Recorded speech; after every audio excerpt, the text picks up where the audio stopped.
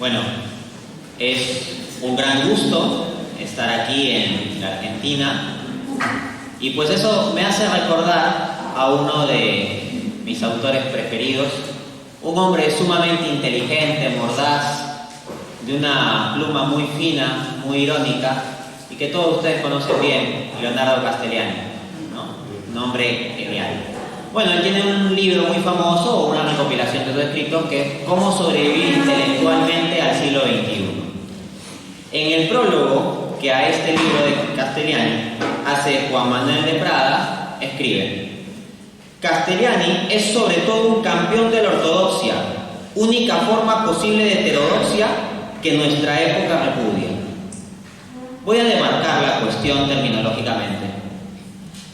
A ver, cuando en el título de mi libro, Economía para herejes, hablo de la herejía y la ortodoxia, por ortodoxia no entiendo a la fe católica o algo por el estilo. Por ortodoxia, en ese libro, como es de economía, se entiende a las creencias dominantes de la teoría económica. Y las creencias dominantes de la teoría económica pueden resumirse en un enfoque que se conoce como teoría neoclásica. El enfoque neoclásico, que podríamos decir que en términos económico-políticos de la Realpolitik se traduciría en el llamado neoliberalismo. Aunque esto es un tanto una simplificación política, pero hay una conexión ahí. ¿Ok?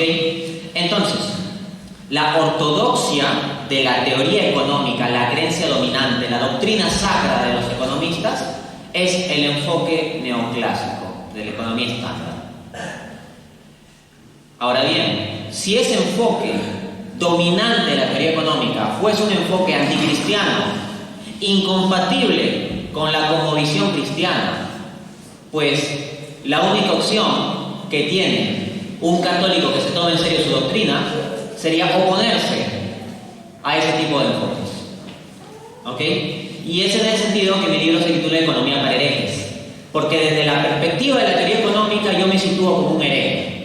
Porque precisamente, por mi ortodoxia católica, no puedo estar de acuerdo con un sistema de pensamiento económico que es incompatible con los valores cristianos, cuyos fundamentos filosóficos, antropológicos y ontológicos son incompatibles con la cosmovisión cristiana. ¿Ok? Entonces, frente a la ortodoxia de este mundo, frente a lo que es la sabiduría convencional de este mundo, frente a lo que es la corriente dominante de este mundo, el mainstream, y parte de este mundo es precisamente la economía, pues un católico coherente que haga resistencia tiene que ser un hereje respecto a las creencias de este mundo, porque este mundo es hereje respecto de la creencia católica. Y es en ese sentido que hablo de economía para herejes. Ya Santiago, el apóstol, en su carta, decía que no hay amistad entre Dios y el mundo. Ahora bien, ¿cuáles son las ideologías económicas que nos vende el mundo? Fundamentalmente dos en términos de la polarización política. Académicamente hay muchos enfoques de economía, más de 10 enfoques distintos de economía, y eso lo detallo en mi obra Economía para herejes, la cual encuentran disponible en Amazon. Pero en términos del debate político y civilizacional, hay dos enfoques en particular que han jalonado la atención. Uno es el liberalismo, que dice que simplemente confiemos en la economía a las puras fuerzas del libre mercado. Y el otro es el comunismo marxista, ¿no? Que nos dice que por medio de una dictadura del proletariado gestionada a través del Estado arreglaremos los problemas económicos.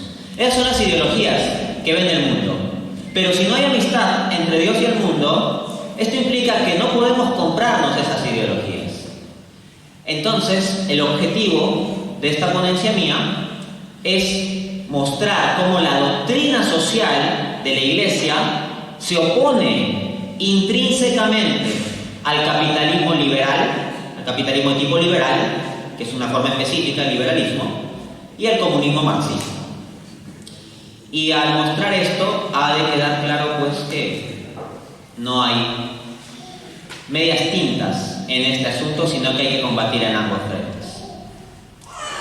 Entonces, tenemos aquí la doctrina social de la Iglesia contra el liberalismo. 5 puntos de oposición.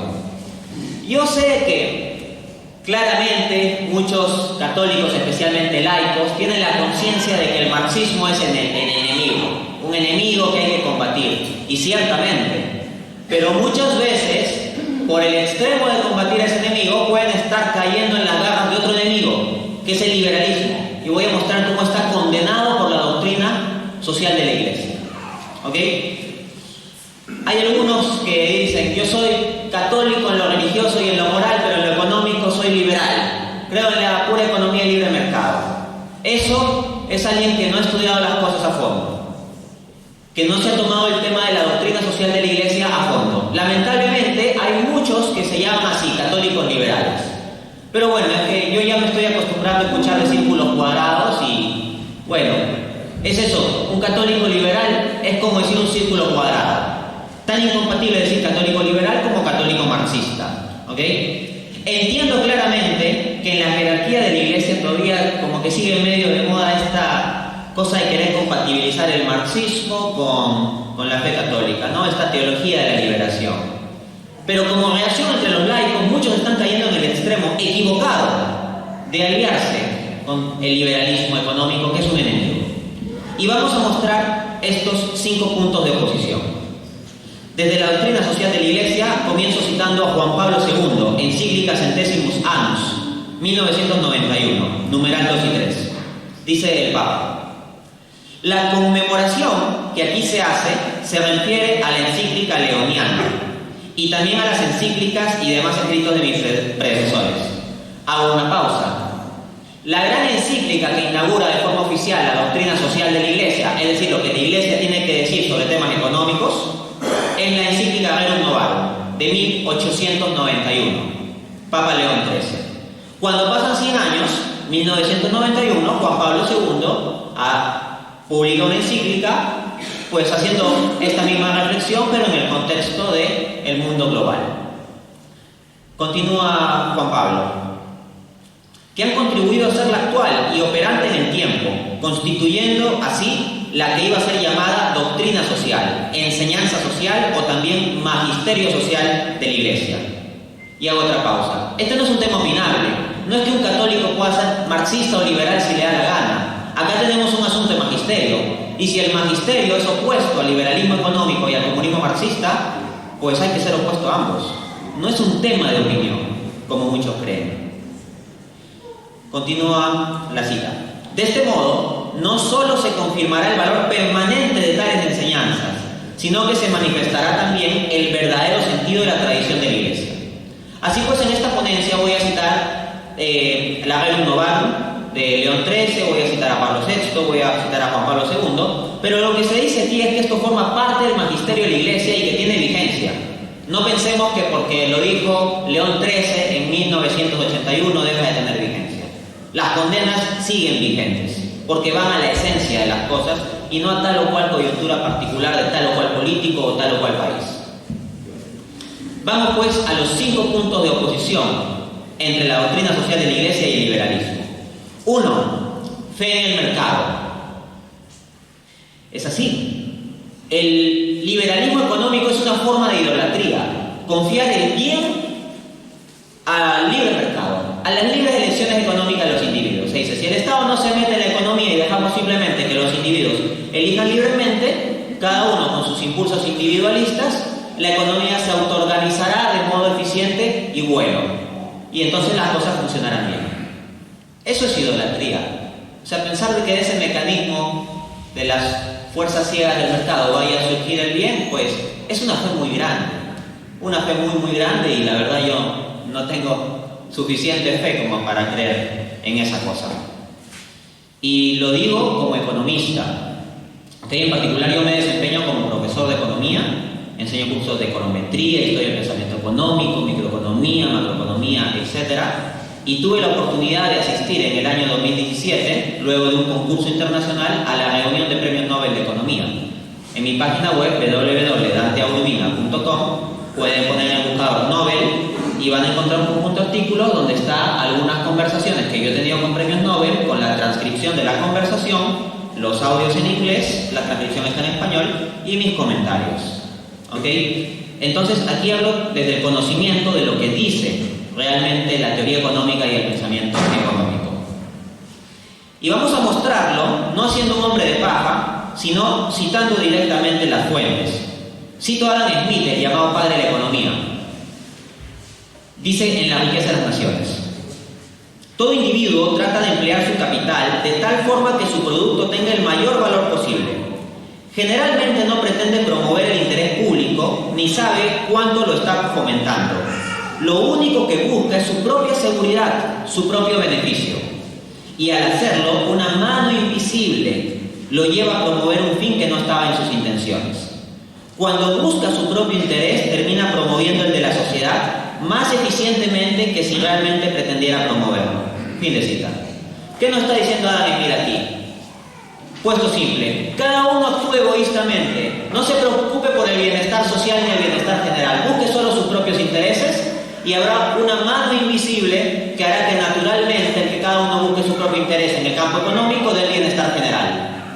Eso es idolatría, eso es creer en una magia del mercado, en milagro, de que de un conjunto de acciones atomizadas de individuos egoístas va a salir el bien social. ¿Ok? Eso es fe. Eso es fe.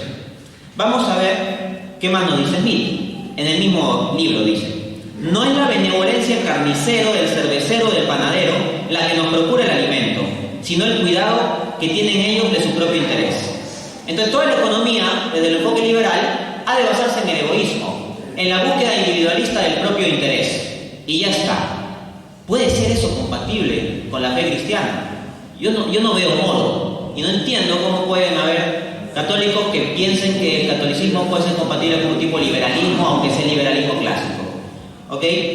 De hecho, pensar que el mercado es un mecanismo que eficientemente va a distribuir los recursos y lo dejamos a su solo libre albedrío, es algo que no solo repugna a la fe, sino a la razón. Como suele decir Santo Tomás, ¿no? Esto no solo repugna a la fe, sino a la razón. En mi libro Economía para Herejes, capítulo 6, en particular lo titulo El mito de la eficiencia en mercados. Y no desde las encíclicas, sino desde los argumentos de la teoría económica y la realidad económica, muestro que es simplemente una falacia pensar que el libre mercado va a arreglar todo esto. ¿Ok? No es materia de esta conferencia meterme a ese detalle técnico, pero encuentran varios videos de YouTube, aparte de mi libro, donde desarrollo esto. ¿Ok? Pero volvamos con la fuente del magisterio. Juan Pablo II, Centésimos Annus, numeral 34, dice: da la impresión de que tanto a nivel de naciones como de relaciones internacionales, el libre mercado es el instrumento más eficaz para colocar los recursos y responder eficazmente a las necesidades. Sin embargo, esto vale solo para aquellas necesidades que son solventables, con poder adquisitivo, y para aquellos recursos que son vendibles, esto es, capaces de alcanzar un precio conveniente. Pero existen numerosas necesidades humanas que no tienen salida en el mercado. Es un estricto deber de la justicia y de verdad impedir que queden sin satisfacer las necesidades humanas fundamentales y que perezcan los hombres oprimidos por ellas. El manual de economía más famoso del mundo es Economics, de Paul Samuelson y William Norris. Paul Samuelson fue premio Nobel de Economía en 1970. Y recuerdo muy vívidamente un pasaje de ese libro que me marcó. Decía: el mercado se mueve por votos monetarios. De este modo, el gato de un hombre rico puede estarse bebiendo la leche que le requeriría un niño pobre para no morir de hambre. ¿Significa esto que el mercado no está funcionando? No. Significa que está funcionando y está funcionando eficientemente porque se mueve de acuerdo a los votos monetarios. Hay enfermedades como la malaria que generan miles y miles de muertes año a año y son muy fáciles de tratar. Pero ¿por qué no las tratamos si tenemos el potencial económico para hacerlo? Hay los recursos, hay el conocimiento para tratarlo y evitar que mueran esos niños. Bueno, porque de acuerdo a la lógica del mercado no es tan rentable ir para allá. Entonces los beneficios valen más que la vida. Esa es la economía que tenemos. Ahí es donde mueren niños. No piensen que todo se trata de los gobiernos socialistas y todo eso. También hay otro tipo de problemas. Cito, numeral 15 de la misma encíclica. Sectores decisivos de la economía siguen todavía en manos de grandes empresas de fuera, las cuales no aceptan un compromiso duradero que las vincule al desarrollo del país que las recibe. Si esto lo digo yo en la calle, comunista, ¿no? Bueno, lo está diciendo Juan Pablo II. Está diciendo que hay empresas extranjeras que no aceptan determinados compromisos con el bienestar del país en que están. Esto no es libre mercado. Esto implica decir que las naciones en su soberanía pueden poner ciertas restricciones o regulaciones a las empresas en búsqueda de bien común nacional y no el internacionalismo que plantea el liberalismo libre mercado. Numeral 43 de la misma encíclica. La propiedad de los medios de producción, tanto en el campo industrial como agrícola, es justa y legítima cuando se emplea para un trabajo útil, pero resulta ilegítima cuando no es valorada o sirve para impedir el trabajo de los demás, u obtener unas ganancias que no son fruto de la expansión global del trabajo y de la riqueza social, sino más bien de su compresión, de la explotación ilícita, de la especulación, de la ruptura de la solidaridad en el mundo laboral. Este tipo de propiedad no tiene ninguna justificación y constituye un abuso ante Dios y los hombres. A ver, ¿qué nos dicen los liberales? ¿Cuáles son los derechos absolutos? Vida, libertad y propiedad. Para los liberales la propiedad es un absoluto. Bueno, acá Juan Pablo II está diciendo este tipo de propiedad no tiene ninguna justificación. Ojo, y no está diciendo que sea propiedad producto del robo, sino propiedad que se está ejerciendo ilícitamente.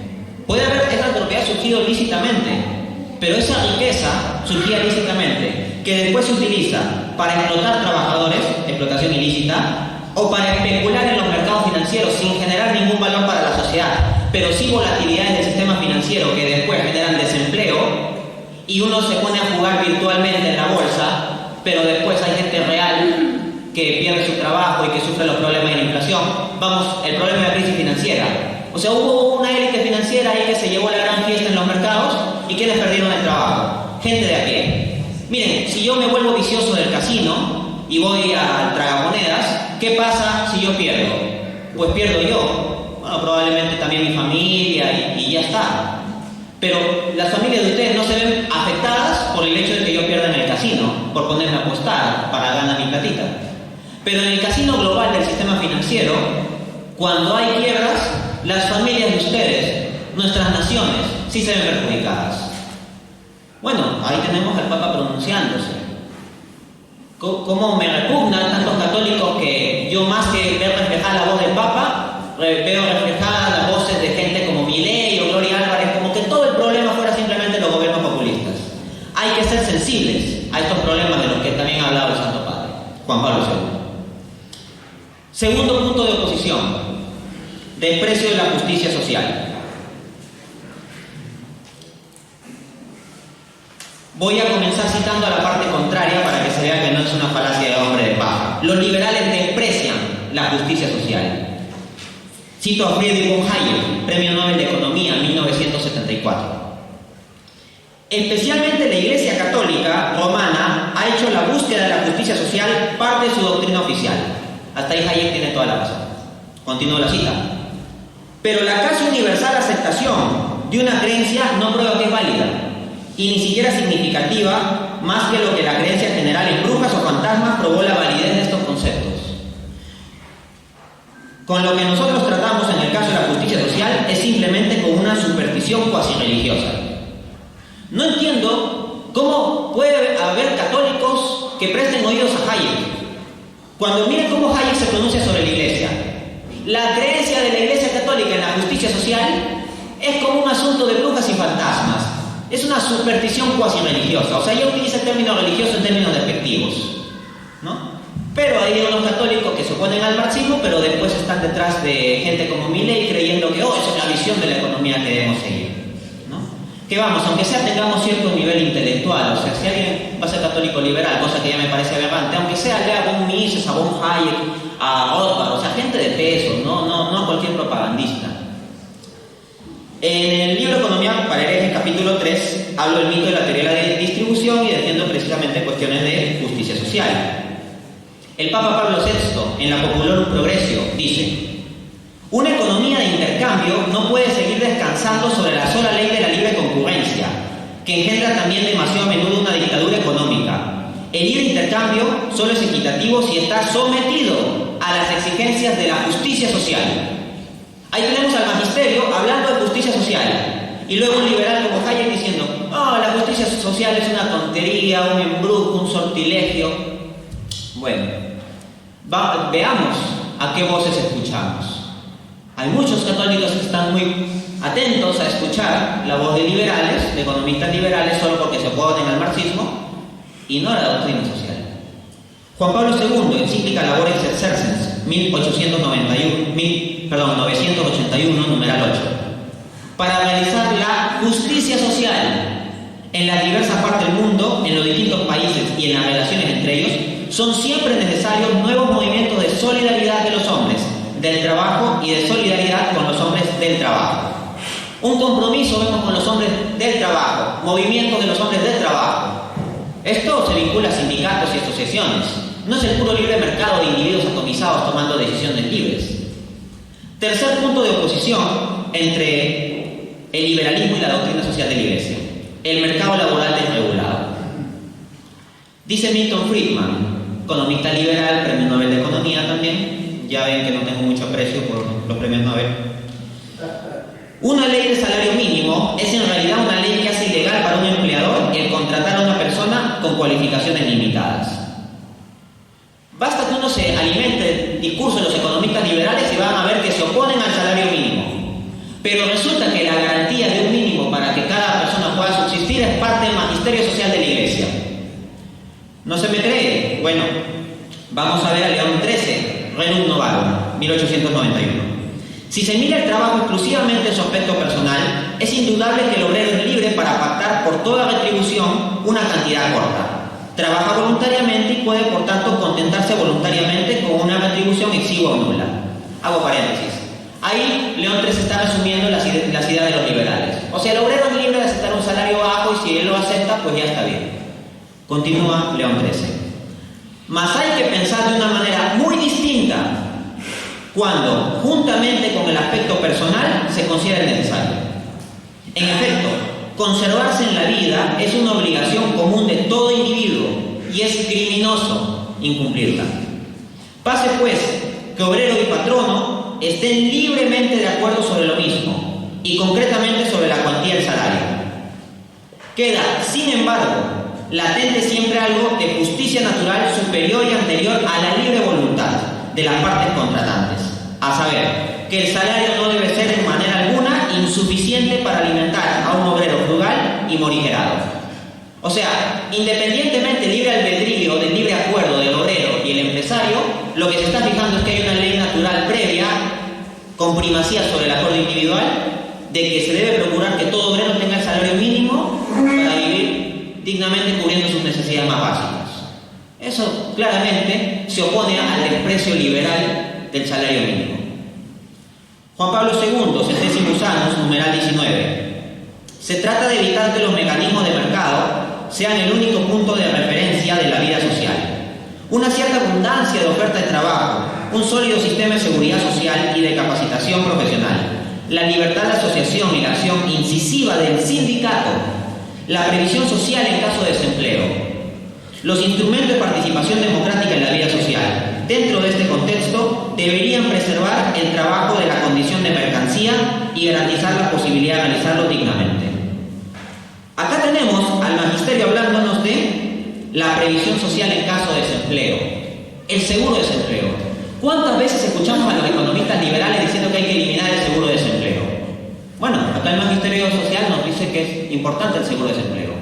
¿Cuántos católicos tienen que mantenerse aceptando situaciones económicas en sus trabajos, laborales, morales, políticas, intolerables, pero que las toleran con tal de no perder el trabajo para no verse desempleados y que se vean perjudicadas sus familias?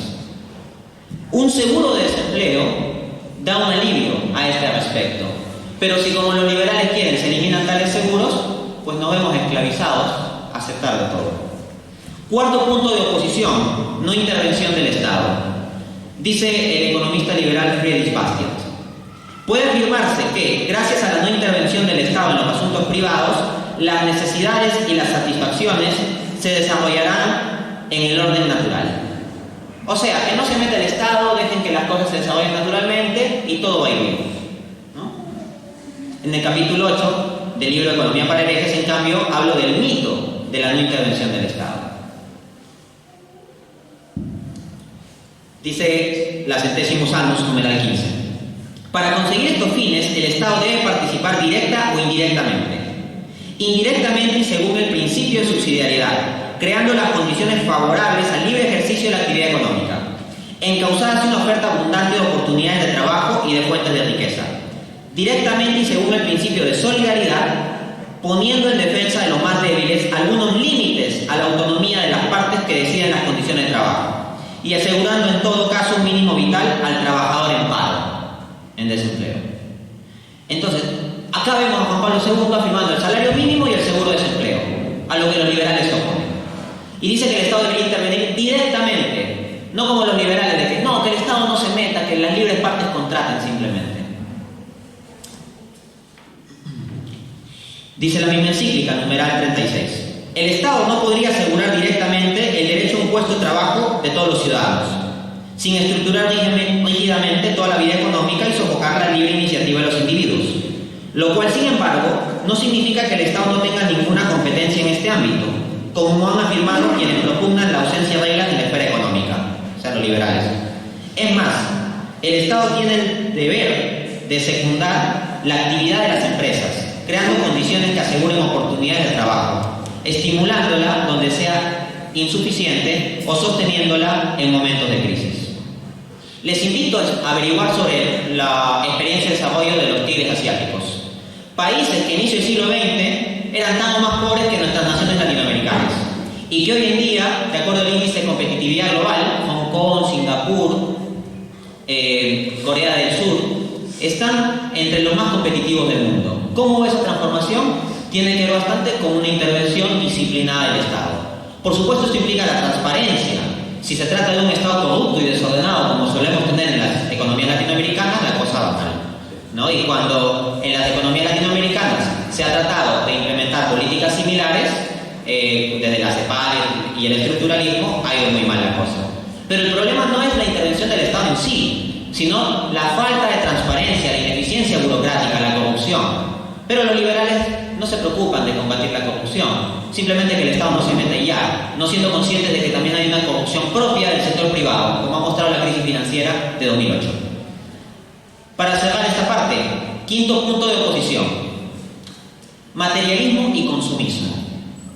Déjenme leerles al maestro de Hayek, Ludwig von Mises, en su famosa obra La Biblia del Liberalismo, La acción humana.